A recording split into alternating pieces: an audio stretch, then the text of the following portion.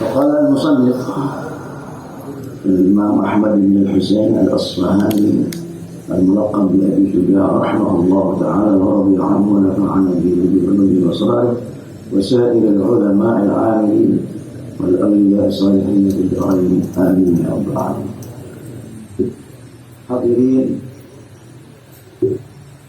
yang dirahmati Allah SWT, kita kembali lagi kajian kita ke kitab yang pernah sempat vakum 2 tahun lebih dikarenakan kejadian yang insyaallah tidak terulang lagi, amin ya rabbal alamin. Mahmudin insyaallah dan syarri taubat wal amrat wal asbab ya rabbal alamin. Meninggal di sini. Itu seingat anak di sini ya, berhentinya kalau ada yang catatan ya bisa dibantu, kalau enggak ada salahnya ilmu kita yang sedikit ke belakang supaya lebih ingat lagi, karena ini amaliyah keseharian kita.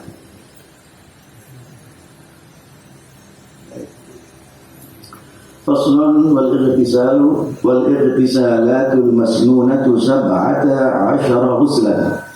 Huslul jumu'ah wal idain wal istisqa wal khusuf wal kusuf wal ghusl min ghusl al mayyit wal kafir idza aslam wal majnun wal mughma alayhi idza afaqa wal ghusl 'inda al ihram wal dukhul makkah wal wuquf bi arafah wal mabit bi muzdalifah wal ramy al jimar thalath وللطواف وللسعي ولدخول مدينة رسول الله صلى الله عليه وسلم. Kemudian pembahasan berikutnya ini, kemarin kita membahas tentang berkaitan dengan mandi. Kemudian sunnah-sunnahnya mandi, ataupun ada mandi-mandi sunnah. Jumlahnya ada 17 macam mandi sunnah. Yang pertama adalah ghuslul Jumu'ah, mandi di hari Jumat. Ya, ada yang mengatakan sebagian ini bahwa mandi untuk hari Jumat. Anda tidak bilang yang muhadhir, yang nanti kita bahas. Di hari Jumat ini mandi seseorang ini, ada yang mengatakan sebagian para ulama bahwa itu hukumnya wajib, tetapi Imam Syafi'i mengatakan bahwa itu hukumnya adalah sunnah. Makanya oleh pengarang ini dimasukkan tergolong dari ke-17 mandi sunnah. Ada sebuah hadis yang berbunyi, "Idza jaa ahadukum ila jumu'ati falyaghtasil." Jika datang atau kalian hendak melaksanakan salat Jumat, maka Anda mandi, karena perintahnya falyaghtasil. Ada riwayat idza arada an ya'tiya. Jadi sebenarnya sifatnya umum bagi orang yang wajib Jumat. Itu apakah dia hadir atau tidak hadir Jumatnya dianjurkan setelah masuk waktu subuh, baru dihitung waktunya kita mandi sunnah. Ya, kita tidak bahas, kita ikut mazhab kita Syafi'i, tidak berbicara, tapi memang itu pendapat jumhur, mayoritas para fuqaha mengatakan bahwa itu sunnah. Cuma sunnah yang muakkadah, ditekan, ya kan? Ya. Maka hendaknya dia mandi dimulainya dengan masuknya waktu setelah sholat subuh. Ada yang mengatakan dia kiaskan disamakan dengan Id. Tapi ada yang mengatakan tidak, ada yang mengatakan seluruh malam, walaupun kita malam Jumat mandi boleh. Ya, seperti itu. Ini pendapat ulama.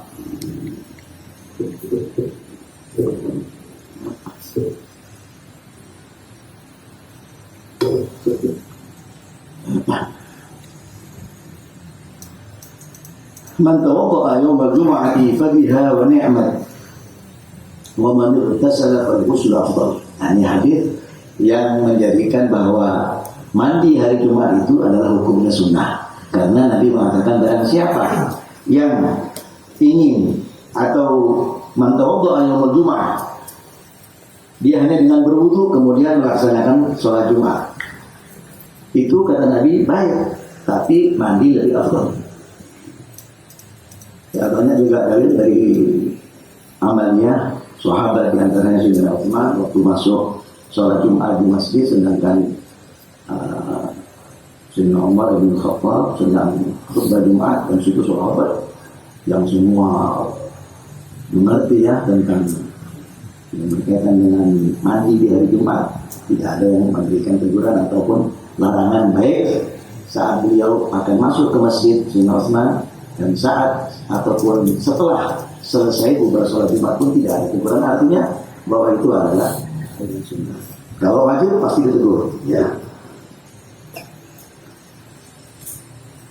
Kemudian al-idain, sholat mandi sunnah untuk menghadiri sholat id. Mungkin bedanya kalau di id sama mirip, dianjurkan juga kita mandi. Intinya setiap ada perkumpulan, ya di mana-mana di situ kita berinteraksi dengan orang, mungkin berdempetan sama orang, berdesak-desakan, berkumpul seperti ini, itu dianjurkan untuk mandi, untuk membersihkan diri kita dengan panggilan bersih kami dan Allah Taala. Jadi kalau Id bedanya boleh dilaksanakan sebelum masuk waktu Id, malamnya kita misalnya setelah ghurub syams ataupun setelah masuk malam Id, kita sudah boleh mandi dan sudah itu mencukupi, tidak perlu kita mandi setelah sholat subuh. Dan dianjurkan secara keseluruhan, yang mau sholat id, yang nggak sholat id, pokoknya hari id itu sunnah mandi bagi keseluruhan. Ya. Kalau Jumat bagi yang memang wajib untuk melaksanakan sholat Jumat. Tapi kalau dia kepengen mandi di rumahnya karena itu hal yang mulia, walaupun mungkin tidak wajib Jumat, itu pun mendapatkan pahalanya.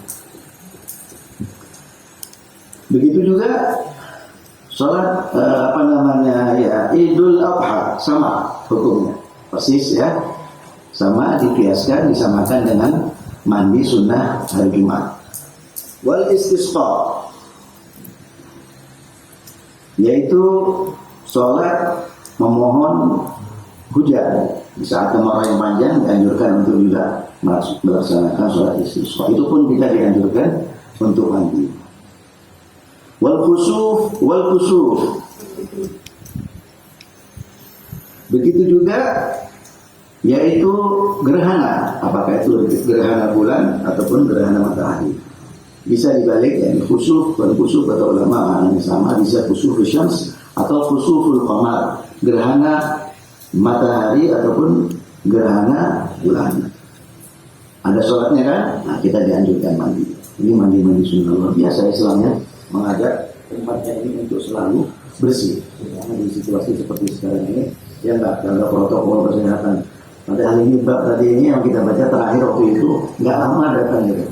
Pandemi masih syarah, terus kita vakum. Nah, Islam sudah mengajak sebelumnya untuk memperhatikan kebersihan kita, lahir dan batin tentunya ya. Kalau yang batin, yang zahir dibersihkan dengan air, tapi batin dengan kita melaksanakan ibadah tadi. Innal hasanat yudhibna sayyi'at. Sholat 5 waktu itu melebur dosa-dosa yang ada di hati kita, di jiwa kita. Ya, air membersihkan anggota badan kita. Kemudian wal ghusl min ghuslil mayyit, mandi setelah kita mandi mayit, mandi jenazah dianjurkan untuk disunahkan, walaupun ada riwayat sepertinya ada riwayat di sini kalau kita baca man bassala mayyitan falyaghtasil wa man hamalahu falyatawadda. Orang yang habis memandikan jenazah maka hendaknya dia mandi. Sirahnya perintah di sini. Wa man hamalahu falyatawadda. Yang memikul nganterin jenazah ya ke masjidnya atau sampai kita ke tempat persemayaman yang terakhir di makbarahnya, kuburannya, itu dianjurkan bagi orang tersebut untuk ini pun sunnah. Walaupun ada yang mengartikan karena Nabi SAW mengatakan di sini perintah, tapi tidak. Ya. Ada laisa alaikum fi ghusli mayyitikum ghuslun idza ghassaltumuh. Ini sudah tidak ada. Ini. Biasanya al-amr ba'da al-hadr lil ibah. Ya, kaidah itu di usul, kaidah usulnya begitu. Kemudian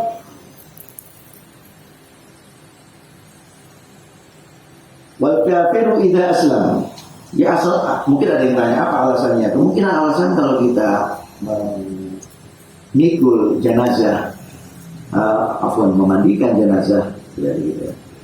Nah juga memikulnya jenazah itu ada kemungkinan karena ini yang kosong, ada kekosongan, ya bisa saja terjadi. Itu ada alasan-alasan para ulama, kita tidak perlu terlalu detail. Tapi intinya ini adalah sunnah yang berdasarkan dalil dari hadis dan amaliyah juga para sahabat. Wal kafiru idza aslam, orang kafir yang memeluk Islam, masuk Islam. Orang yang masuk Islam dianjurkan juga mati. Tapi kita wajib sunnah ya. Tapi ada yang bertanya mungkin atau bagaimana? Mungkin kan yang namanya orang kafir untuk mereka tidak ada mandi wajib, tidak ada mandi junub, tidak ada. Nah, kalau perempuan juga tidak kenal dengan haid dan seterusnya. Al-Islam yajubu ma qablahu, jika artinya Islam itu melebur dosa-dosa yang sebelumnya. Begitu dia kalimat mengucapkan 2 kalimat syahadat sudah bersih. Ya? Wow. Apa yang telah lalu ini kan memberikan motivasi. Kalau dia di akhir hayatnya, sedikit artinya mungkin belum sempat kadang-kadang untuk melaksanakan ibadah, kemudian datang ajal. Berbolong Muslim meninggal dalam keadaan beriman. Luar biasa itu ya. Maka itu wal kafiru idza aslam ini dianjurkan. Tapi kalau kita tahu misalnya, ini kemarin orang ini ketika dia mengucapkan kalimat syahadat sebelumnya tadi melakukan, artinya sampai dia junub, ada janabah. Bagaimana? Ya, ulama bilang kalau pasti itu dan dia mengatakan bahwa dia baru melakukan itu belum sempat mandi disuruh mandi. Tapi ada yang mengatakan ulama sudah tidak perlu. Nanti artinya dia akan dilaksanakan itu setelah dia masuk Islam. Lalu kewajiban itu harus dia laksanakan. Sebelumnya tidak ada kewajiban bagi dia. Ini kerahmatan, rahmat Islam. Ini memberikan juga kepada orang-orang yang Islam tidak ada hal yang sulit, ya. Apalagi berkaitan dengan kita sunat nanti belakangan kalau kita bahas itu ya. Wal majnunu wal mughma alaihi tidak apa-apa. Begitu juga orang gila, ya. Wal mughma alaihi, orang yang semaput pingsan. Tidak apa-apa. Kalau orang gila ini sembuh, paras lagi, ataupun orang yang semaput yang pingsan ini sadar, dia dianjurkan untuk mandi. Karena memang mandi itu ya, orang yang dalam keadaan demikian biasanya lemah. Sedangkan mandi ini untuk mengembalikan kesemangatan dia, dan dimungkinkan mungkin juga ada hal menjunna majunna illa wa anzal, atau begitu ya dalam tidak ada orang biasanya kalau udah gila itu tidak bisa ngontrol, bisa mengeluarkan cairan-cairan yang najis, bisa saja juga mengeluarkan mani dia biasa. Orang gila itu ada riwayat begitu. Kebanyakan orang gila yang bisa kontrol, lepas. Nah itu alasannya kenapa dia disuruh mandi juga untuk menghindari najis-najis. Atau termasuk anzal di sini maknanya luas ya, ada ulama tidak mesti juga harus mandi, tetapi apa yang membuat dia najis.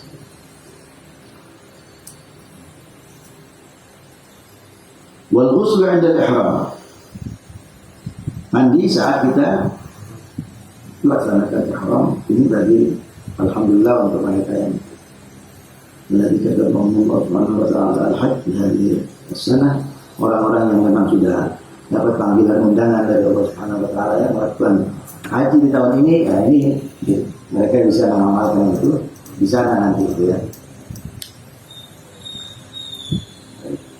Kita sedikit kembali mengenai pingsan. Pingsan ini dialami oleh Hadrat Nabi Sayyidina Muhammad SAW yang diriwayatkan dari Bukhari Muslim. Sayyidah Aisyah radhiyallahu anha qala thaqala Rasulullah sallallahu alaihi wasallam fa qala asalla an-nas fa qulna la hum yantadhirunaka ya Rasulullah. Ya, ketika Nabi sudah dalam kondisi yang parah, sakit yang sudah mendekati wafat, itu pun Nabi SAW sangat memperhatikan sholat beliau, mengajarkan kepada kita betapa pentingnya itu sholat. As-sholatu imaduddin, tiang agama. Ya, bahkan al-farqu bainal rajuli wa bainal syirki wal kufri tarkus shalah. Perbedaan antara seorang muslim atau seseorang itu antara dia dengan kafir, bedanya hanya sholat saja. Sampai seperti itu. Bahkan semua amal-amal ini tidak diterima karena dia tidak sholat. Sholat fardu maksudnya. Banyak ancaman-ancaman yang luar biasa, baik di dunia maupun ketika saat dikubur, siksa kubur. Maka itu ketika Nabi dalam keadaan lemah, lemas, Nabi menanyakan, apakah orang-orang sudah sholat? Faqulna la ya Rasulullah. Mereka menunggu engkau. Faqala dha'uli ma'an fil mikhsar. Ambil air di tempat kayak baskom itu untuk diwadahin. Nabi minta, ambilkan baskom itu. Saya mau wudu lagi. Berarti apa? Nabi tadi sudah berwudu. Kemudian pingsan Nabi. Saat pingsan bangun sadar, Nabi mau berwudu lagi.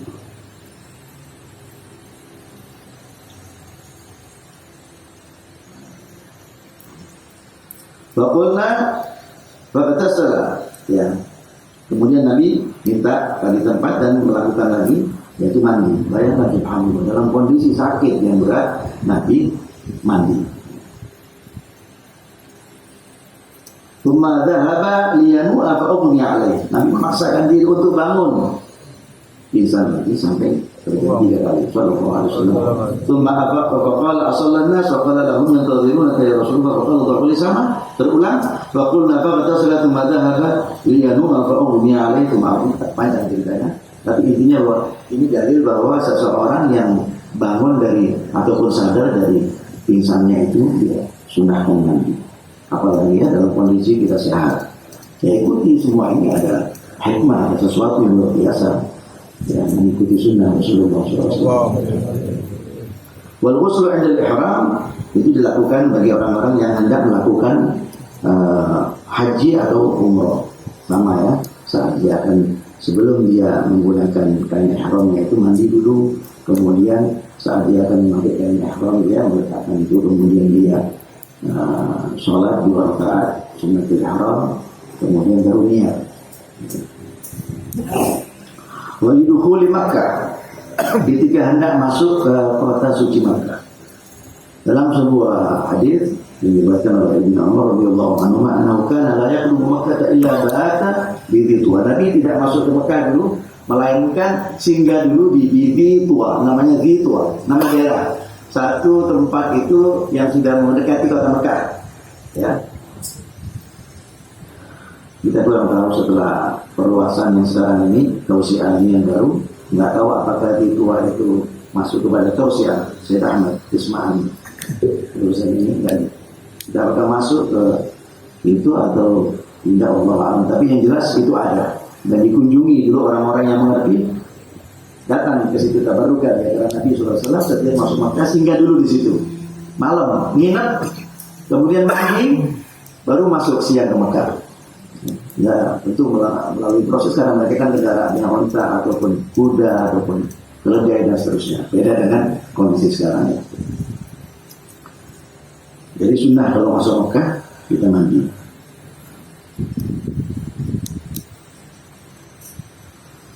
Walil wukufi di Arafah. Begitu juga ketika dia akan wukuf di Arafah, sama. Ini semua anjuran-anjuran karena kita akan menghadiri di tempat-tempat yang mulia, tempat yang suci, tempat ijabah, ya, terutama juga di tempat seperti Arafah ini.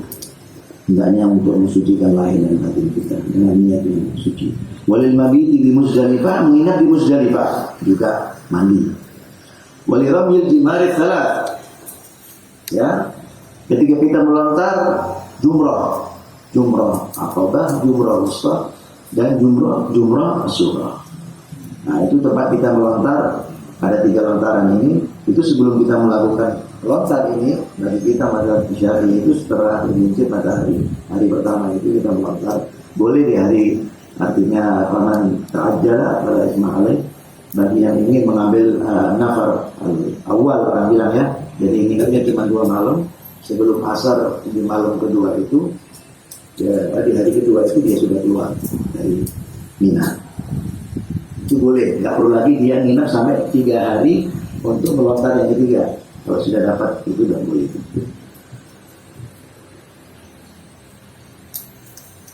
Boleh tawaf ketika saat akan melaksanakan tawaf. Ya, yang mengatakan ini tidak artinya sesuatu yang dianjurkan sangat, tetapi ya masukkanlah. Walaupun yang mu'tamad pendapat yang lebih kuat tidak harus juga mandi. Tapi kembali kepada kondisi. Kalau kita memungkinkan bagi kita untuk mandi, akhirnya kita memang mandi. Apalagi untuk tawaf, ya.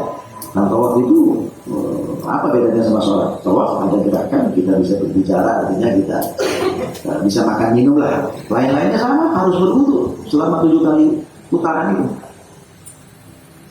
Tidak boleh keluar, tidak boleh batal kita berwudu.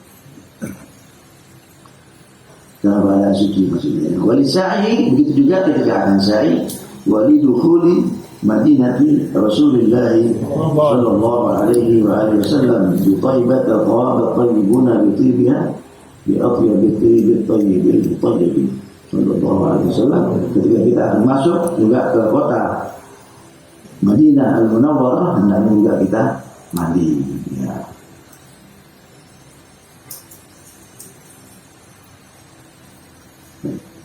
Kemarin ya sudah sebagian sudah kita, makanya kita katakan banyak. Kemudian faslun, yang berikutnya faslun wal mashu 'ala al-khuffain jaizun bi thalathati syara'i.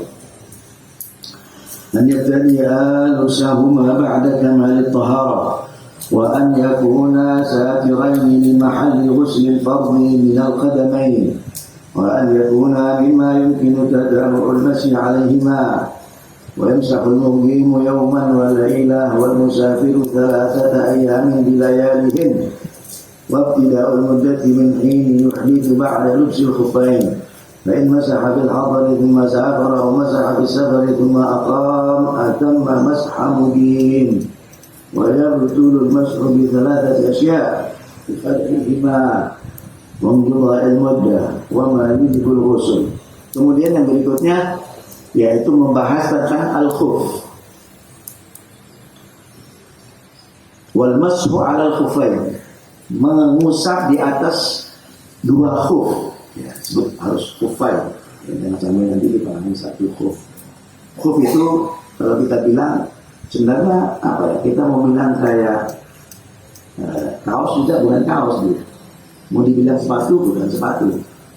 Antara sepatu dan kaos kalau untuk mendekatkan terbuat dari kulit tebal, ya ada syarat-syaratnya nanti ya. Jadi bolehkah kita mengusap di atas kaos kulit lah, kita sebut pembungkus, kita sebut khuf lah secara istilah. Khuf satu, kalau khufain 2. Ada 3 syarat.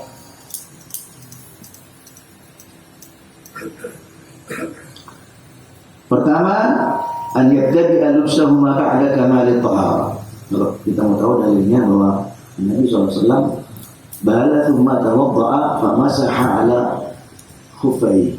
Nabi SAW batal, kemudian wudu, batalnya dengan kencing, buang air kecil. Kemudian Nabi SAW berwudu, saat sampai ke giliran kaki nggak dibasuh sama Nabi, cuma makanya kita bahas ini. Nabi hanya mengambil air sedikit di pusat.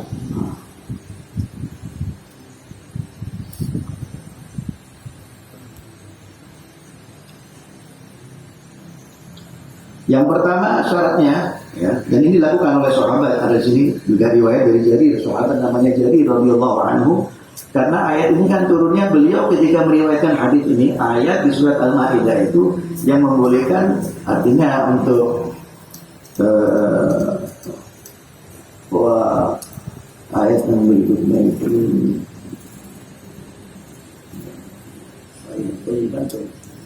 intinya, artinya ayat yang berkaitan dengan bab ini itu sudah turun sebelumnya. Kalau sahabat Jarir ini melaksanakan meniru Nabi Muhammad SAW, itu sebelumnya kemungkinan setelah itu ada nasikh dan mansukh, dihapus hukum itu bisa jadi. Tetapi ketika itu sudah turun yang demikian dan dipraktekkan oleh sahabat Jarir, namanya tetap beliau mengusap, berarti artinya masih hukum ini berlaku. Dan luar biasa, perawinya hampir 70 perawi ya di kitab hadis yang sahih bahwa Nabi Muhammad SAW itu mengusap di atas 2 khuf. Hanya ada 3 kelompok saja yang tidak, Rafidhah, Syiah, dan Khawarij, dia tidak menerima itu. mengingkari hadis yang Nabi dan Musa itu masuk dan sebagainya. Kita tidak bahas itu, tapi itulah kita lihat mereka sepakat tiga kelompok ini bahwa itu adanya menyalahi jumhur Ahlussunnah wal Jamaah. Pertama caranya ini anjabtadi'ah lubsahuma ba'da kamalit thahar. Memakainya itu setelah kita suci. Artinya setelah kita berwudu sempurna wudu kita, jangan misalnya sudah dicuci kaki tangan, kaki yang sebelah kanan, kemudian kita pasang. Gini kan tuh, nggak boleh. Selesaikan wudu tuntas dari awal sampai akhir sempurna, baru Anda boleh pakai khuf itu tadi. Wa an yakuna, dan seharusnya kedua khuf tadi itu satirai, menutupi lima hamli ghusl fard min al-qadamain, yang mana syaratnya menutupi kedua mata kaki, karena syaratnya wajib untuk anggota badan yang terkena cuci oleh air itu sampai ke mata kaki. Wa arjulakum ilal ka'bain.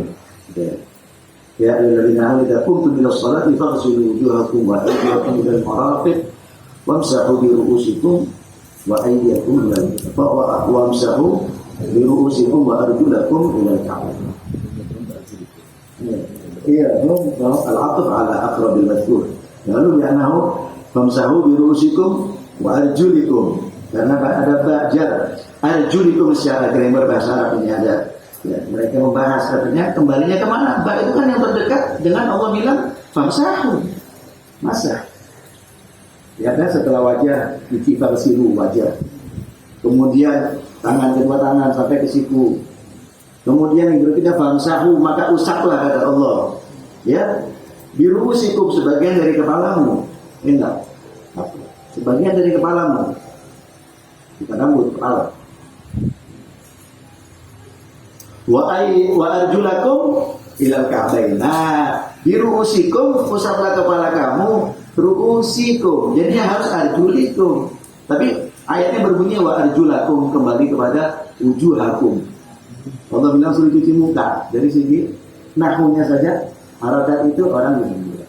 Nah, kalau mereka bilang tidak, kita mengatakan wa arjulikum, karena itu secara nahwu boleh.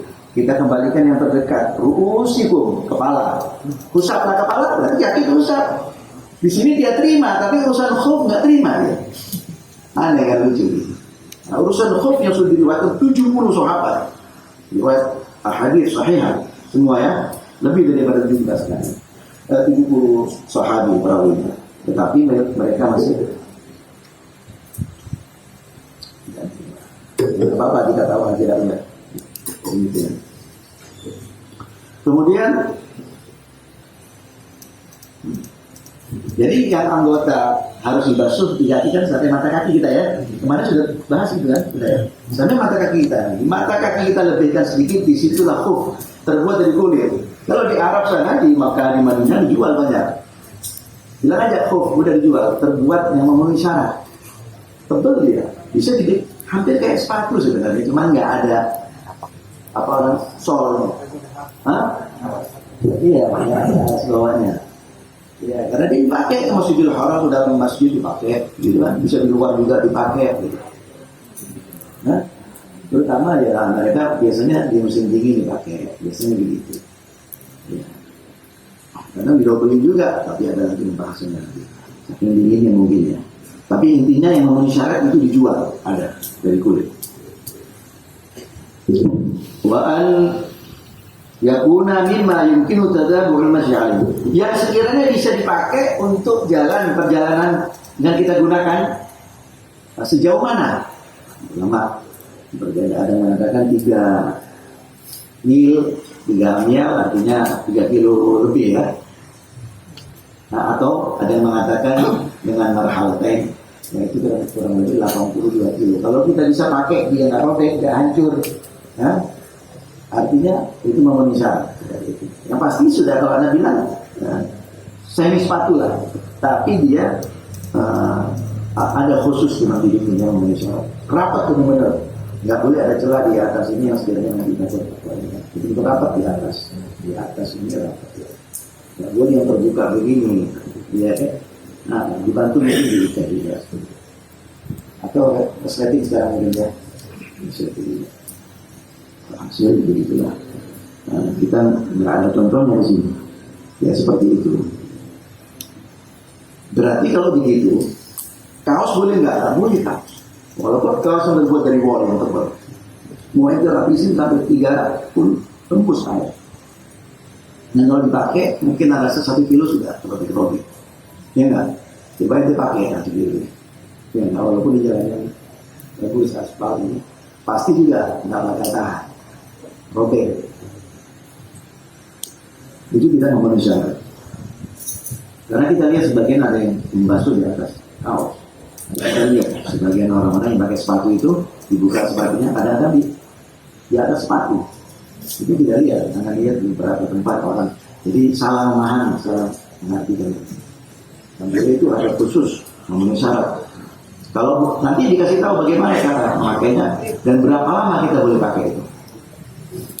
Wa yamsahul muqimu yawman wa laila. Kalau orang mukim pakainya 1 hari 1 malam.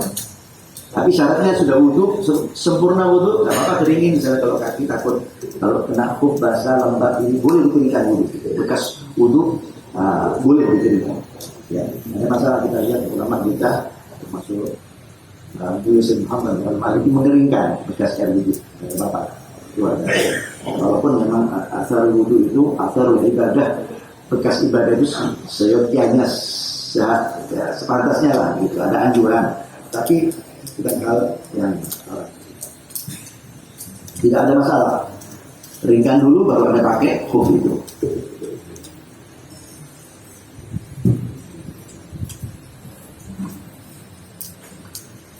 Untuk bagi orang yang mukim 1 hari 1 malam. Buat musafir, orang yang musafir salah ayyam bilayalina. 3 hari 3 malam dia boleh pakai. Ya. Dari ini riwayat juga ada itu dari Sahih Muslim. Syurih bin Hani qala ataitu Aisyah radhiyallahu anha as'aluha 'anil mashi 'ala al-khuffayn.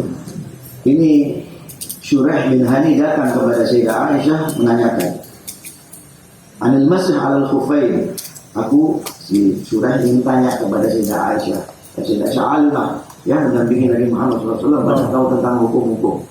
Ditanya bagaimana tentang mengusap di atas khuf tadi itu, mau tahu dia secara detail amaliyahnya bagaimana secara prakteknya. Faqalat i'ti 'aliyan fa innahu a'lamu bihadza minni. Katanya berikanlah tahu kepada Sayyidina Ali bin Abi Thalib. Karena beliau lebih tahu tentang urusan ini karena beliau selalu musafir bersama Rasulullah. Ya, beliau lebih kenal, lebih tahu bagaimana Nabi secara detail sifati oleh Sayyidina Ali, bagaimana Nabi menggunakan khuf secara sunnah yang dianjurkan itu.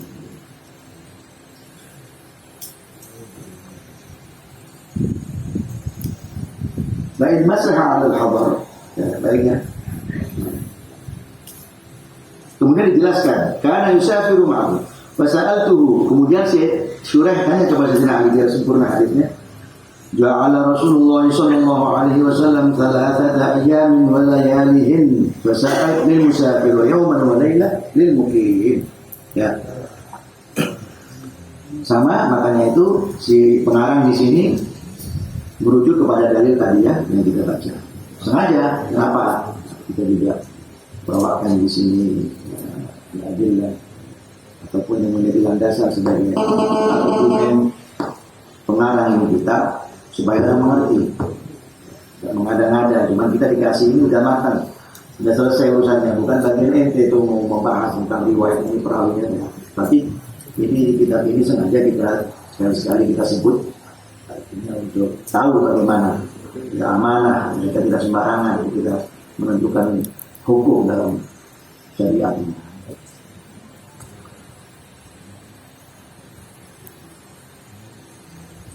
Jadi dimulai kapan mulainya? Orang mukim 1 hari 1 malam, yang dalam perjalanan 3 hari 3 malam. Dimulai semenjak yuhdith, setelah dia mulai batalnya mungkin jelas dengan dengan itu orang ataupun dengan kencing ataupun dengan persentuhan, tapi bukan dengan janabah. Tidak boleh kalau hidup harus coba mandi deh. Tidak bisa jalan lagi, tidak bisa diusap, tidak bisa diusap. Dimulai dari semenjak dia bakar dihitung. Misalnya tadi kita pakai pagi, habis wudhu, sholat duha, selesai wudhu sempurna kita pakai khuf. Batal kan ntar nih, barulah dia bisa tahan sampai zuhur ataupun sampai asar nggak batal. Mulai batal itu dihitung 1 hari 1 malam. Jadi habis asar sampai besok habis asar. Pokoknya itu kurang lebih 24 jam lagi 1 hari 1 malam. Kalau musafir 3 hari 3 malam. Jadi keringanan. Anda jangan anggap dulu susah ya. Sekarang ya, susah. Jadi ini keringanan betul-betul. Karena Nabi SAW sering mencontohkan.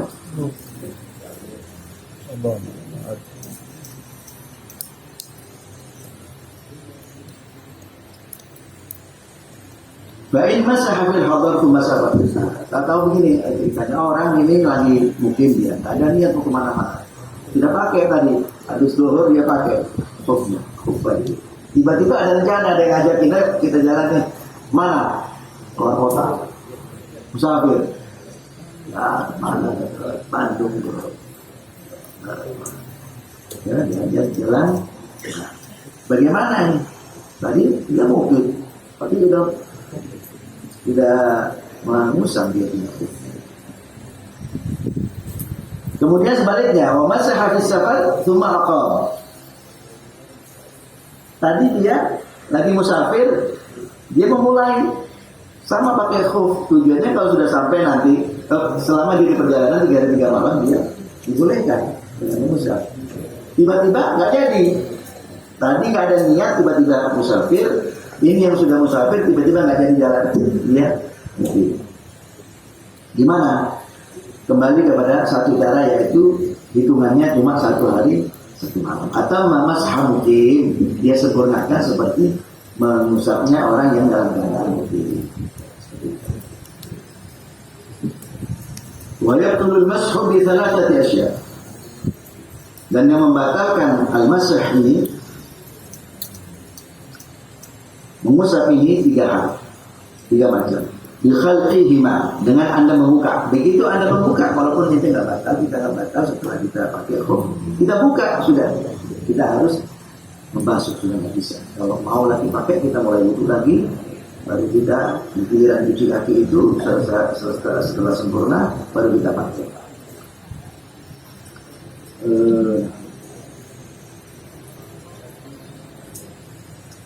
Waktu mudah, waktunya habis. Selesai, expired sudah lewat waktunya. Terus mengulang kembali. Wama itu jibul ghusl, dan apa membuat yang mewajibkan dia mandi. Ya, seperti itu.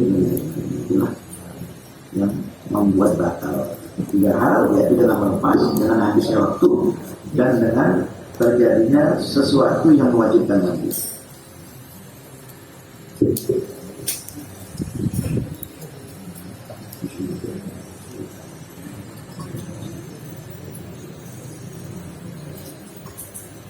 Ini sudah cukup waktunya balas ya. Karena sudah bagi anak-anak. Cukup ya, ini sebagai pembukaan, insyaallah nanti yang berikutnya bisa kita